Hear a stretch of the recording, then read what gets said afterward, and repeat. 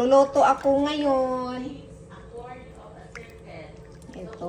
Sweet and sour fish. Fish. Ano yan? Mukha. So, ito. Dito ko ikukot yan. Piprituhin natin ito mamaya. Magpiprito na ako, guys. Ito na yung isda. Dapat pag maghahalo kayo dito, yung gagamitin yung kamay, tuyo. Para hindi magdikit-dikit yung mga breadcrumbs. Ganda ng pagka-prito, guys, isda.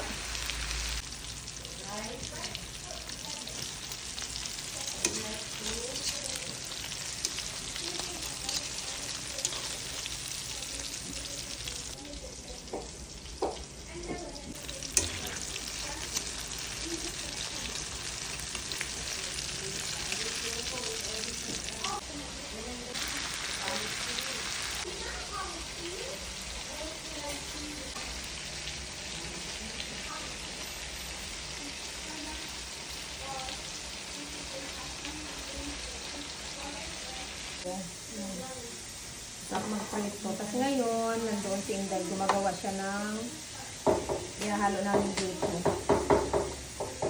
Yung sauce. Yan naman, ito yung ginawa kong sauce.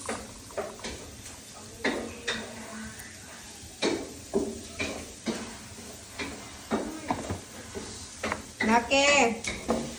Ito yung ginawa kong sauce. Yung sweet and sour namin, may zucchini kasi tira-tira ko yan doon sa school. Yan, Day. Ito tingnan mo kayo yung ginawa sa